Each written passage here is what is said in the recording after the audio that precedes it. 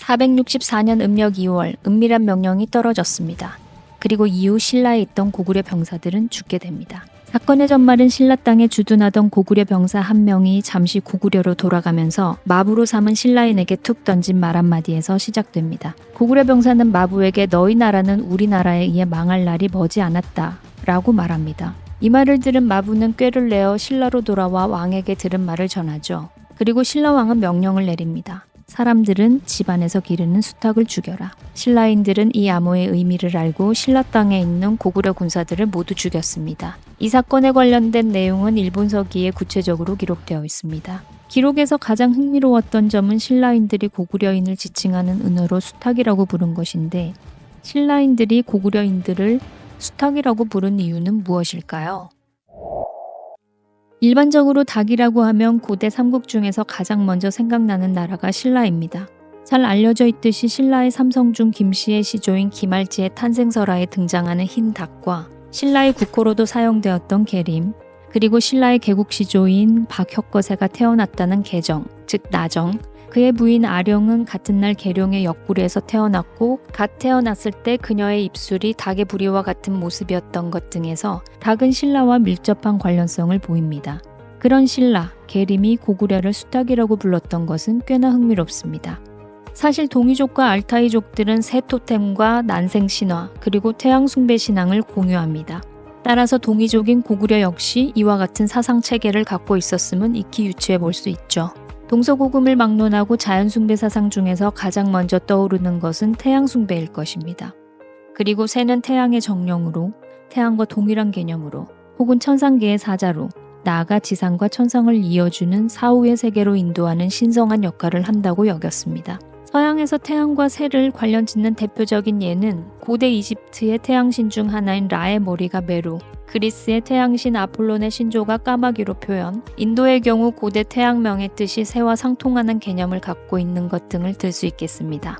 그리고 고구려와 중국, 일본도 태양의 정령으로 삼조고를 표현합니다. 일반적으로 삼조고를 다리가 3개인 까마귀라고 보지만 다리가 3개인 검은 새, 현조로 이해하기도 합니다. 그런데 현조는 까마귀 이외에도 까치, 맹금류인 독수리, 매를 비롯하여 제비, 학, 오리 등으로 표현되는 등 시대와 나라에 따라 그 모습이 다양하게 나타납니다.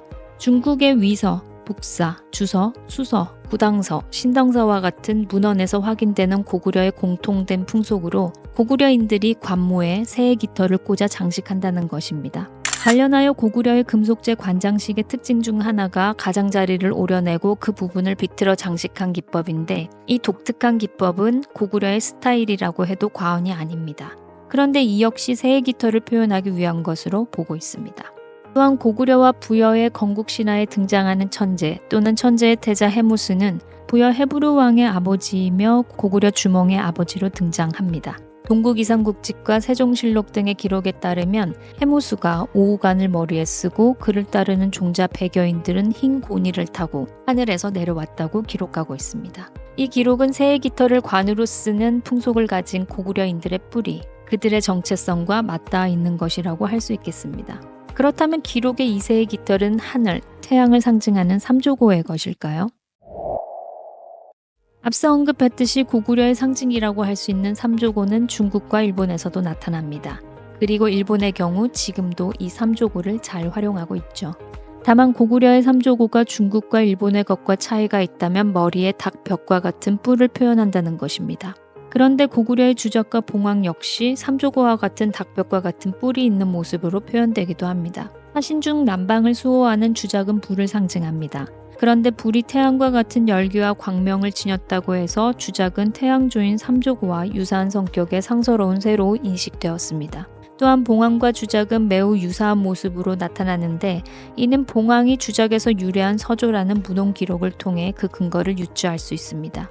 그리고 봉황과 삼조고도 비슷한 형상으로 표현되는데, 봉황이 주작에서 유래하였고 그 주작이 삼조고와 유사한 성격의 새라는 점을 상기한다면 봉황과 삼조고의 모습이 거의 같게 표현되는 것도 쉽게 이해할 수 있습니다. 실제 문헌 기록도 봉수는 불새로서 양의 정이다 라고 하고 있어 봉황과 주작 그리고 삼조고가 동일한 성격을 지닌 신조임을 시사합니다.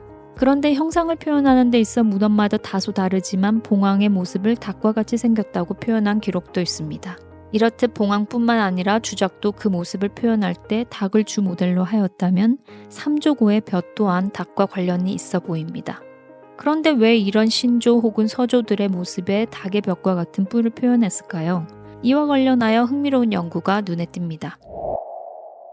언급했듯이 닭하면 고대 삼국에서 신라가 먼저 떠오릅니다. 그리고 신라와 닭과 관련해서 앞서 나열하였던 것 이외에도 삼국유사에는 주목할 내용이 있습니다. 바로 천축국 사람들은 신라를 개귀, 즉 구구타 예설라라고 부른다는 기록입니다. 그런데 근래 들어 이 구구타 예설라가 신라가 아니라 고구려라는 연구가 발표되었습니다. 그 근거로 삼국유사가 인용한 원전 대당서역 구벅고승전에는 고려, 즉 고구려라고 기록되어 있다는 것입니다. 실제 대당서역 구벅고승전의 기록을 살펴보면 구구타 예설라를 고려라고 적고 있습니다. 그리고 삼국유사가 대당서역 구벅고승전의 내용을 인용 요약하면서 해석을 달리하거나 없는 단어를 사용하기도 하고 중요 구절을 빠뜨리기도 한 것을 확인할 수 있습니다. 그런데 구구타 예설라가 신라가 아닌 고려가 되었을 때 상당히 눈에 띄는 예사롭지 않은 구절이 있습니다.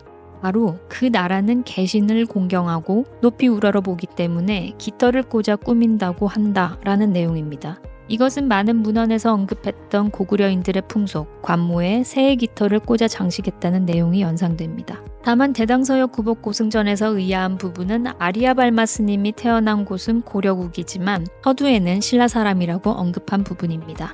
그러나 이 부분은 대당서역 구벅고승전의 기술연대와 관련이 있을 것으로 추정하고 있습니다. 의정 스님은 이 책을 691년에 적은 것으로 전해지고 있습니다. 그리고 의정이 천축으로 간 것은 671년으로 이때는 이미 고구려가 멸망한 이유입니다. 다시 말해서 의정이 천축국에서 아리아발마를 만났을 때는 고구려라는 나라가 세상에서 사라진 뒤이고 의정이 책을 쓴 691년은 삼국이 통일된 이유라는 것입니다. 이러한 점을 상기해 본다면 의정이 글을 쓸 때 신라 사람이 되었던 아리아발마 스님. 의정은 굳이 주석을 달아서 이 스님의 원래 고향과 국적이 고려국, 즉 고구려임을 알려주고자 했던 것으로 보입니다. 이련 스님은 이 내용을 인용하면서 그 첫머리에 구벅고승전에 나온 내용이라고 밝히고 있기 때문에 원문의 내용을 숙지했음은 분명한 듯합니다. 그럼에도 원문에는 주석으로 달렸던 구구타 예설라가 고려국이라는 내용은 적지 않았고 천축인들이 고려를 구구타 예설라라고 부른다는 구절은 고려를 해동이라는 단어로 교체하여 기술했습니다.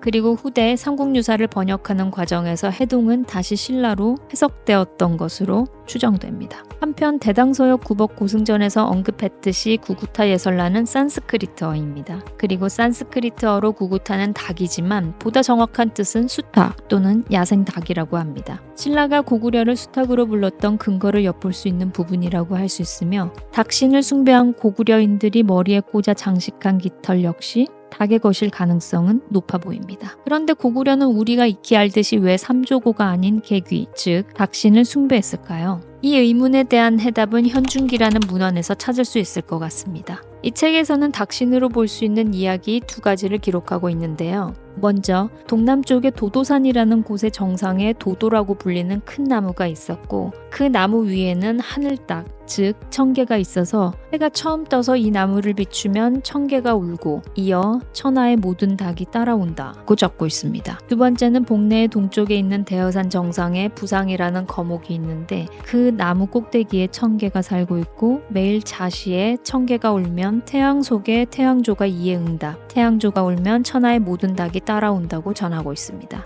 같은 책에 실린 두 이야기는 약간의 차이를 보이지만 고구려가 숭배한 닭신이 현중기에 등장하는 청개일 가능성은 매우 높아 보입니다. 청개와 관련해서는 무용총에 표현된 두 마리의 수탉이 주목됩니다. 주작으로 파악하는 견해도 있지만 주작과 대칭되는 현무 자리에 현무 대신 수바퀴 자세의 두 인물이 위치하고 있어서 이 수탉을 고구려인들이 그들의 닭신을 표현한 것으로 보는 의견도 있습니다. 새로운 하루는 청개의 울음으로 시작됩니다. 이는 태양이 뜨면서 어둠은 물러가며 태양으로 인해 서서히 드러나는 세상은 곧 만물의 생성, 창조의 상징성을 갖는다고 할 수 있습니다. 고구려는 그러한 청개인 닭신을 숭상하는 것이며 이 청개와 지상의 닭을 연결해주는 것이 다시 말해서 하늘과 땅을 이어주는 것이 바로 태양조인 삼조고인 것을 알 수 있습니다. 청개를 숭배한 고구려, 외부에서 고구려를 칭했던 이름마저 닭신인 구구타 예설라. 신라가 고구려를 수탉이라고 불렀던 이유는 충분한 듯합니다. 영상이 재미있으셨다면 다음 영상도 함께 해주시길 바랍니다. 시청해주셔서 고맙습니다. 문화유산 프로파일링이었습니다.